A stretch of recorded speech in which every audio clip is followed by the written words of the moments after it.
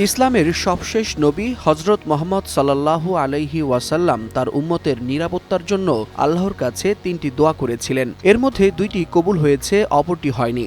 কবুল হওয়া দোয়ার একটি হলো তার উম্মত যেন দুর্ভিক্ষ বা চরম অভাবে পতিত না হয়, অর্থাৎ মুসলিমদের হাতেই যেন থাকে আল্লাহর দেয়া নিয়ামতের ভাণ্ডারের চাবিকাঠি।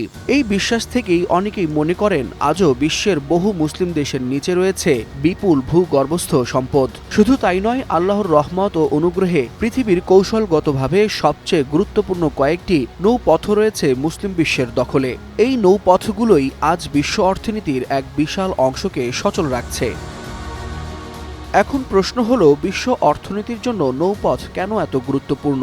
ইতিহাস বলছে প্রাচীনকাল থেকেই বাণিজ্যের সবচেয়ে সস্তা, দ্রুত ও কার্যকর মাধ্যম ছিল সমুদ্রপথ। আজও বিশ্বের প্রায় ৮০ থেকে ৯০% পণ্য পরিবহন হয় বিশাল বিশাল কার্গো জাহাজের মাধ্যমে।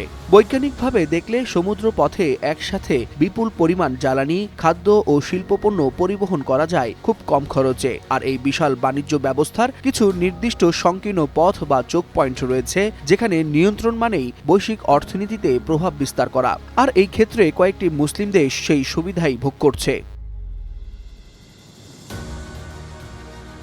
আন্তর্জাতিক ভূ রাজনীতির মাঠে বর্তমান সময়ে সবচেয়ে আলোচিত জলপথ হল স্ট্রেইট অফ হরমুজ বা হরমুজ প্রণালী। ইরান ও ওমানের মাঝখানে অবস্থিত এই সরু জলপথ দিয়ে বিশ্বের মোট জ্বালানি তেলের প্রায় 20% পরিবাহিত হয়। মধ্যপ্রাচ্যের তেল রপ্তানির প্রধান গেটওয়ে এটি। সাম্প্রতিক যুক্তরাষ্ট্র ইসরায়েলের সঙ্গে সামরিক উত্তেজনায় এই প্রণালী যেন ইরানের জন্য তুরুপের তাসে পরিণত হয়েছে। কারণ এখানে কোনো অস্থিরতা তৈরি হলে মুহূর্তেই তেলের দাম বেড়ে গিয়ে কাঁপতে থাকে পুরো বিশ্ব অর্থনীতি, যা ইরান তার নিজের অস্তিত্ব রক্ষায় ভ্যানগার্ড হিসেবে ব্যবহার করে আসছে। বিশ্ব অর্থনীতির আরেকটি গুরুত্বপূর্ণ নৌপথ বাব এল মান্দেব প্রণালী। ইয়েমেন ও জিবুতির মাঝখানে অবস্থিত এই পথ লোহিত সাগরকে যুক্ত করেছে আরব সাগরের সাথে। ইউরোপ এশিয়া বাণিজ্যের একটি বড় অংশ, বিশেষ করে তেল ও কন্টেইনার জাহাজ এই পথ দিয়ে যায়। ধারণা করা হয় বৈশ্বিক সামুদ্রিক বাণিজ্যের প্রায় 10 থেকে 12% এই প্রণালীর উপর নির্ভরশীল।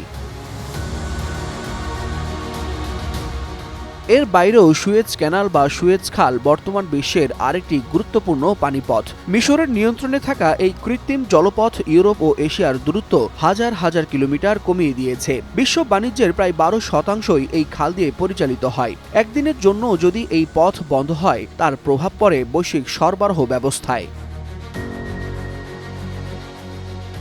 এশিয়া, আফ্রিকা ছাড়াও ইউরোপের মধ্যে ঐতিহাসিকভাবে সবচেয়ে কৌশলগত ও গুরুত্বপূর্ণ জলপথ হল টার্কিশ স্ট্রেইট বা তুর্কি প্রণালী, যার মধ্যে রয়েছে বসফরাস ও দারদানালেস। তুরস্কের নিয়ন্ত্রণে থাকা এই পথ কৃষ্ণ সাগর ও ভূমধ্য সাগরের মধ্যে একমাত্র সংযোগ ব্যবস্থা। রাশিয়া, ইউক্রেন সহ আশপাশের দেশের খাদ্যশস্য ও জ্বালানি রপ্তানির জন্য এটি অত্যন্ত গুরুত্বপূর্ণ। বৈশ্বিক শস্য পরিবহনের একটি বড় অংশ এই পথের উপর নির্ভরশীল। মুসলিম দেশগুলোর দখলে থাকা গুরুত্বপূর্ণ নৌপথের তালিকায় পঞ্চমে রয়েছে স্ট্রেইট অব মালাক্কা বা মালাক্কা প্রণালী। মালয়েশিয়া ও ইন্দোনেশিয়ার মাঝখানে থাকা এই পথটি বিশ্বের সবচেয়ে ব্যস্ত নৌপথগুলোর একটি। যদিও এটি পুরোপুরি মুসলিম দেশের একক নিয়ন্ত্রণে নয়, তবুও এর বড় অংশ মুসলিম দেশগুলোর ভৌগোলিক অবস্থানের মধ্যেই পড়ে। বিশ্ব বাণিজ্যের প্রায় 25% এই পথ দিয়ে যায়। বিশেষ করে চীন, জাপান ও দক্ষিণ কোরিয়ার জ্বালানি আমদানির জন্য এটি অত্যন্ত গুরুত্বপূর্ণ। সবশেষে জিব্রাল্টার প্রণালী। ইউরোপের স্পেন ও আফ্রিকার মরক্কোর মাঝখানে অবস্থিত এই পথ আটলান্টিক মহাসাগর ও ভূমধ্য সাগরকে যুক্ত করেছে। ইউরোপ আফ্রিকা বাণিজ্যের একটি বড় অংশই এই পথ দিয়ে সম্পন্ন হয়।